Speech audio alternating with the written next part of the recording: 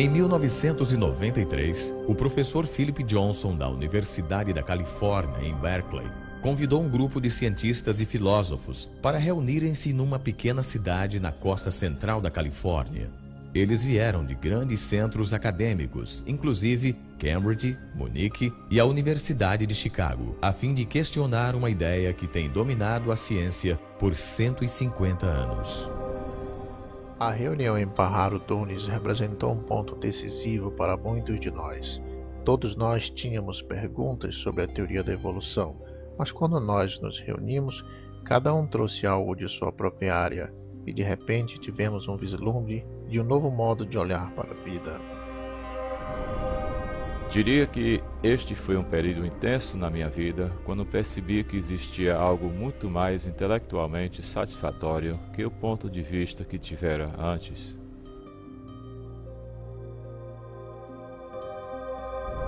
Recordando agora, acho que aquele encontro me deu a motivação para realmente examinar as evidências e ver para onde elas apontam.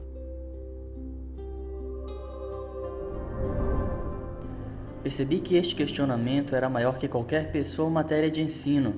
Era o início de uma comunidade de cientistas que estavam agora dispostos a enfrentar o mistério fundamental da origem da vida.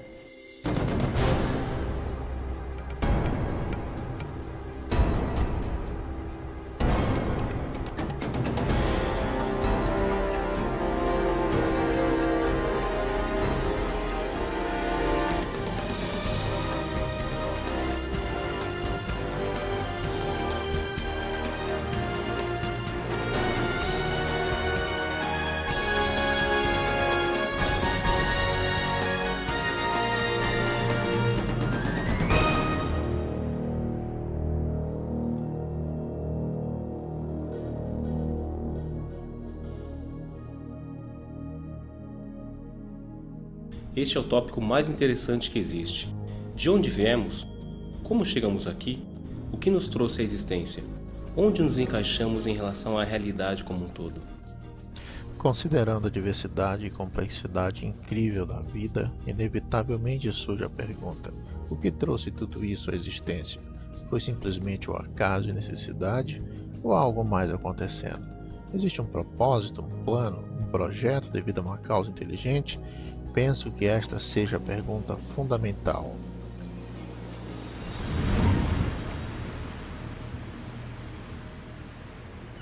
Os cientistas que vieram até Pajaro Dunes buscaram reexaminar o mistério da origem de vida, porque cada um tinha dúvidas significativas sobre ideias evolucionistas amplamente defendidas. Entre eles, o bioquímico Michael Behe questionava como os processos naturais podiam ter reunido as estruturas complexas encontradas nas células vivas. Dean Kenyon era um biólogo evolucionista que não pensa mais que somente a química pode ser responsável pela origem da vida na Terra. Stephen Meyer, Paul Nelson e William Dembski buscavam uma nova abordagem que pudesse explicar a origem das informações genéticas codificadas em organismos vivos. Esses cientistas e filósofos começaram a formular uma alternativa para a teoria central de biologia moderna, uma teoria nascida na mente de um naturalista britânico chamado Charles Darwin.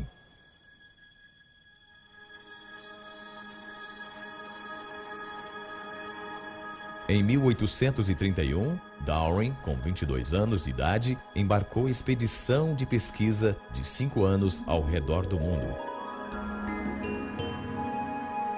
Ele partiu da Inglaterra viajando no navio HMS Beagle, passando pelo ponto mais ao sul da América do Sul, e daí para o norte na direção de uma cadeia de ilhas vulcânicas do Oceano Pacífico chamada Galápagos.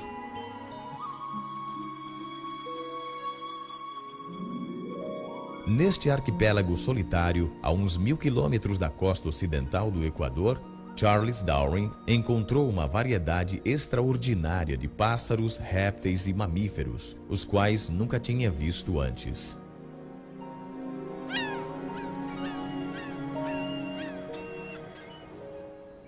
Durante mais de um mês, Darwin estudou a vida vegetal e animal, fez anotações extensivas e colecionou amostras. Depois foi embora para nunca mais voltar. Então, 25 anos se passaram enquanto ele desenvolvia sua teoria. Em 1859, Darwin publicou um livro intitulado A Origem das Espécies.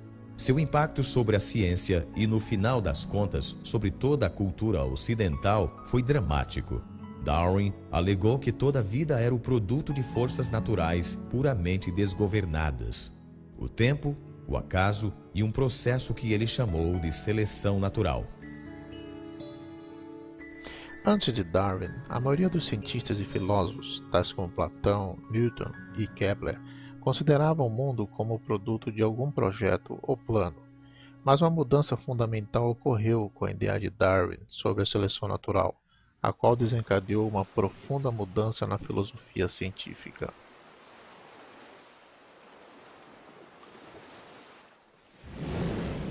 Darwin não foi o primeiro a propor a teoria da evolução. Porém, ele foi o primeiro que ofereceu um mecanismo natural plausível para a mudança biológica através de longos períodos de tempo.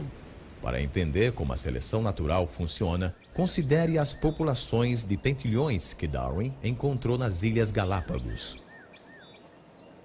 Há 3 espécies de tentilhões que habitam as Ilhas Galápagos. Elas variam sutilmente em termos de tamanho e forma de bico. Darwin voltou à Inglaterra com 9 espécies diferentes destes pássaros.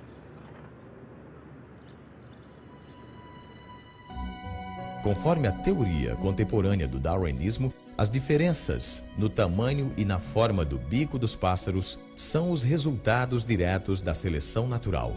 Um exemplo frequentemente citado tem a ver com as espécies de tentilhões que comem sementes.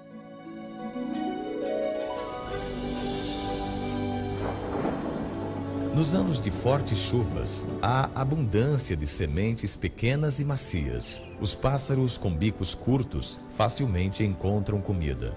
Porém, num período de seca, as únicas sementes que se encontram são as do ano anterior, que têm uma casca dura. Nestas condições, somente os pássaros com bicos mais longos e mais afiados conseguem quebrar a casca para comer as sementes.